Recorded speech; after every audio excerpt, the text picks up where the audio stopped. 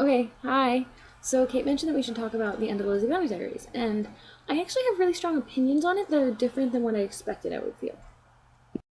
For the vast majority of it, obviously, I, like everyone else, completely and totally loved Lizzie and Darcy, and I was a huge Dizzy shipper. And I loved the ending so much when they're all happy together and they're all like smoochy smoochy and it's just like everything's perfect. But I'm glad it ended when it did because for me, a lot of the time it's about, the thrill of the chase. And I felt when I was watching that I was sort of bored when they got all happy together. And it's like, I feel bad for thinking that, but that's just the way it was.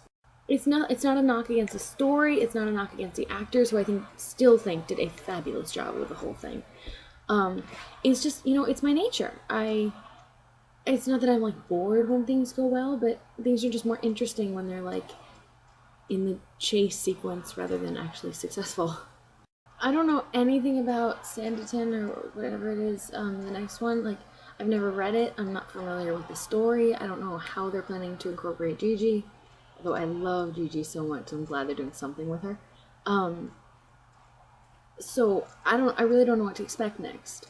And I'm hopeful that it'll be something fun. I'm sure it will be because, they got a ton of money from the Kickstarter. Like, that really was successful, which I'm really glad to see. Or I was really glad to see. Um, so hopefully they can, crank out an awesome little project here and then an awesome epic project in the fall. So for any of you guys who follow me on Twitter, you probably have picked up by now that baseball is the most important thing in my life. It's just a fact. I love it so much.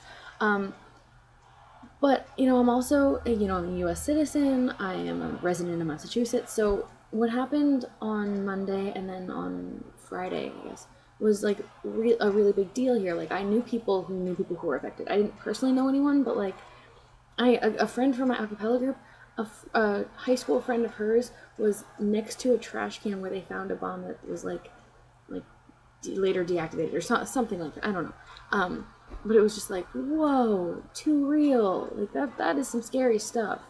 And I brought up baseball because like baseball was what gave me the most hope through this whole thing. Like, you know, I can't relate to a lot of stories, but I can relate when I see the sign on Yankee Stadium that says like "We Stand United" with the Boston Red Sox logo and the Yankees logo, and I just thought that was the most beautiful thing. And then there's David Ortiz, who's a big star for the Red Sox, saying like "This is our effing city," like to a huge crowd. And there's all these stories about like how he isn't getting any backlash from that, even though like you'd expect it from someone who's in um, like anyone in a position where they're like influencing people who is famous, like you get backlash for using bad words or stuff like that. But like apparently it's all been positive. Like he got a standing ovation when he went to a restaurant after he did that, and it just it's beautiful that like I know sports can't make things better, but they can sometimes make you feel a little better after something that's that sucky happens. I still remember after 9/11 the Mets game where Mike Piazza, hit the big home run in the first game played back in New York, and obviously it doesn't fix what happened, but it makes you feel a little better, and it makes you remember that like life goes on and it won't always suck. DFTBA.